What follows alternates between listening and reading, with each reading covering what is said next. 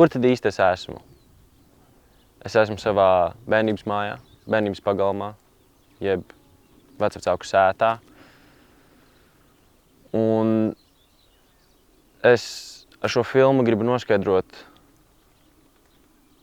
kas šeit pēc tam paliks. Vai šo lauksaimniecību un šo sētu mantos kāds no maniem ģimenes locekļiem, maniem radiniekiem, vai tomēr kāds svešinieks, kuru es nepazīstu. Tas ir tas, ko es gribu noskaidrot.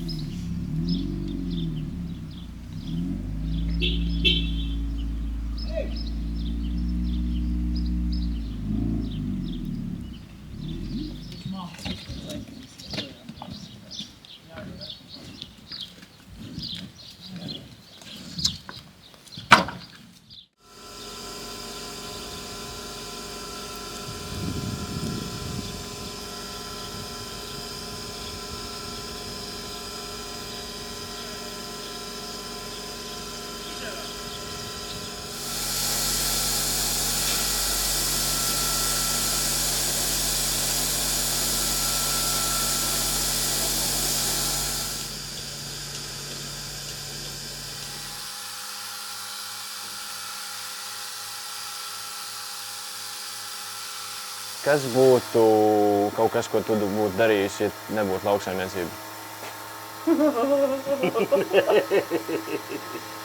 Bez variantiem. Nē, kas ir? Siltumnīcā strādāt, tomāts audzēt. Ratiņkrēslā sēdāt siltumnīcā un audzēt tomāts, tāpat lauksaimniecība.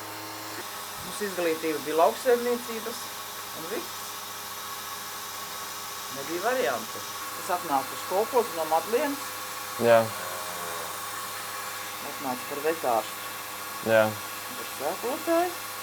Vecais atnāca no Jumprels par zootehniķi. Jā. Viss. Kā pienieris sporta metodiķis. Sporta metodiķis bija sākumā, jā. Sporta metodiķis treneri. Jā. Bija Bet... zirgu sekcija. Jā. Trenēju zirgus, bērnus, skolniekus.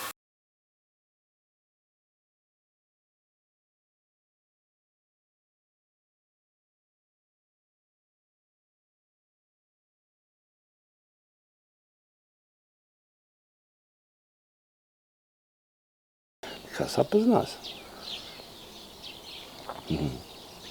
Caur zirgiem. Viņa Skrīvros bija treneri. Es Jumpravā. Jā. Un tā es iedās draudzības mačus. Es saku, sekcijas Skrīvru, zātnieku sporta sekcija. Jumpravā zātnieku sporta sekcija. Taisīt tādu. Es saku, tāds mačus savstarpējs. Jā.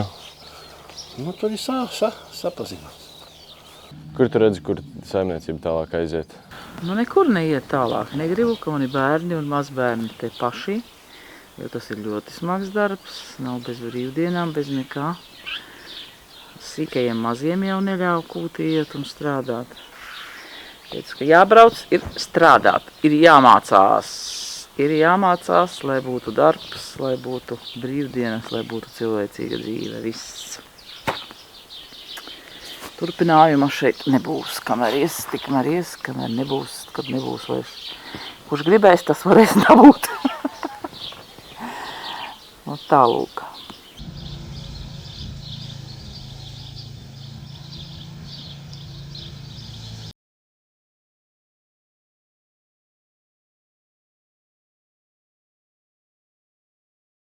Labi, jāiet ir atkal uz kūti.